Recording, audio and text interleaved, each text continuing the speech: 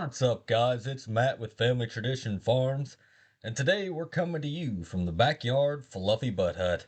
And today we're doing a little spring cleaning. Now, before we can clean out the coop, we need to empty the compost pile. Now, what this is going to do is it's going to allow us to more easily mix in the new litter with the current existing compost. And that way we get a nice, good mix. Now the next thing to do is to remove the physical items such as the waters, feeders, and the ramps that they use to get up on the roosts. As with any good cleaning, we start at the top and work our way down. We got to move the girls a little bit as we go. And of course we got to grab the few eggs that they've laid since the morning gathering. Now as I empty the fresh litter out of the coop and into the compost, I am continuously adding a few scoops of the old compost in between the scoops of the new. Now this is going to do a few things, but primarily it's going to help get the microbes and the good bacteria working more efficiently throughout the top and the bottom of the compost pile. Now as usual, the girls have to be right in the middle of what I'm doing just to make sure they aren't missing out on something. After I get the majority of the litter out of the coop with the pitchfork, I switch to the scoop shovel.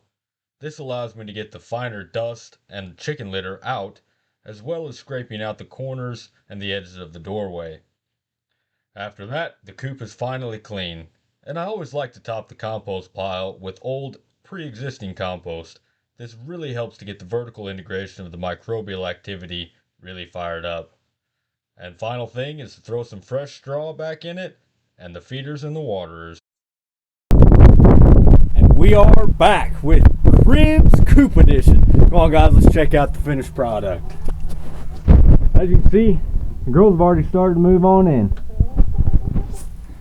We got fresh straw put up in the boxes. We got fresh straw down on the ground.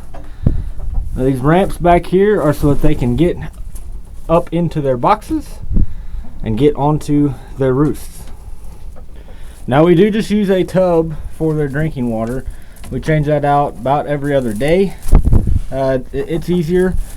We have tried using some of the more expensive self-waterers and nipple waterers, and we just had some problems with them. So this seemed to just be the easiest and most cost-effective, really.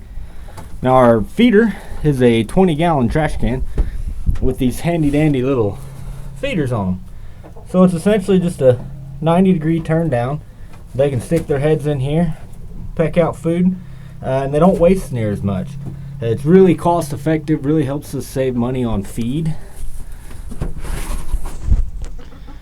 See down the side there we've got all the feed. Now this does have some of the cracked corn and soybeans in it just to help supplement them. Now on the back side here we have a little container with their oyster shells. Now their oyster shells help them to get strong eggshells. Hi girl, how you doing?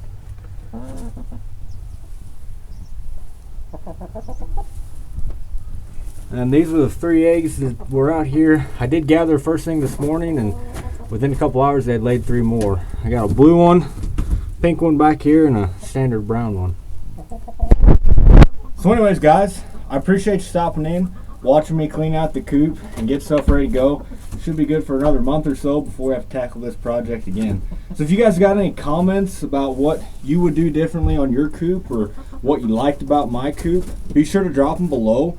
I'm always looking to improve, so if there's something I can change on my end, I'll definitely consider it. So I appreciate you guys stopping in. Thanks. You guys have a good one.